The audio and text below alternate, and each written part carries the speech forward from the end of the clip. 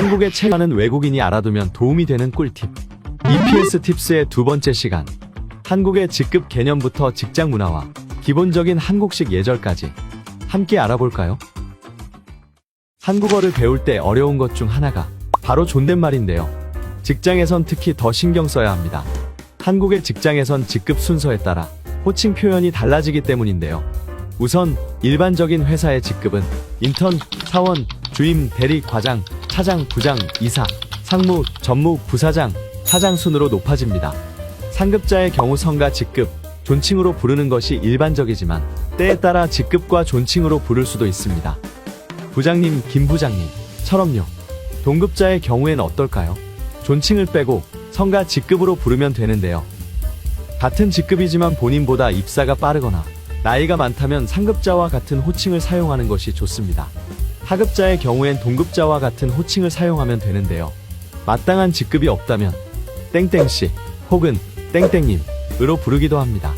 본인이 다니는 직장에선 어떤 호칭을 사용하는지 잘 파악해서 적절한 호칭을 사용하는 것이 중요하겠죠?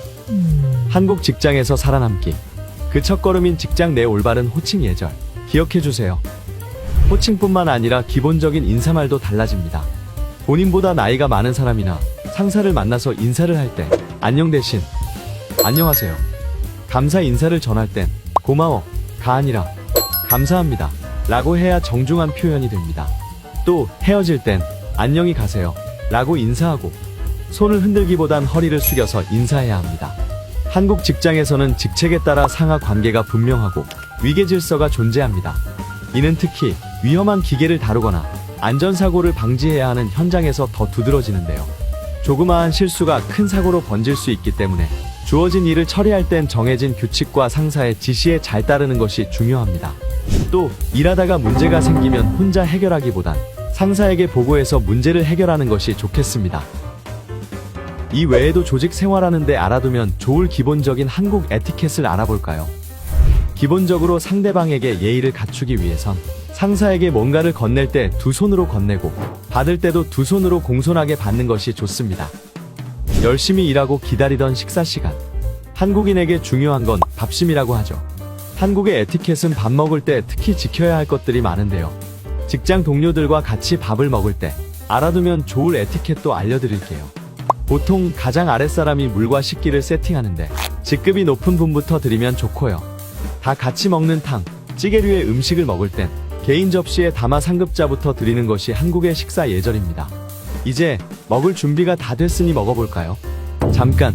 맛있게 먹는 건 좋지만 큰 소리를 내며 식사하는 행위는 예절에 어긋납니다. 쩝쩝거리는 소리가 같이 식사하는 상대방에게 불쾌감을 줄 수 있는데요. 비슷하게 음식이 입안에 있는 채로 말을 하는 행위도 조심해야 합니다. 다만 어쩔 수 없는 경우엔 손으로 입을 가리고 말을 하는 것이 좋겠습니다.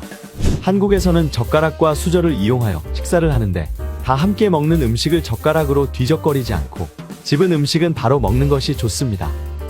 반드시 지켜야 하는 법은 아니지만 예의를 중시하는 한국에서 한국식 예절을 익혀둔다면 단체 생활할 때 더욱 좋겠죠.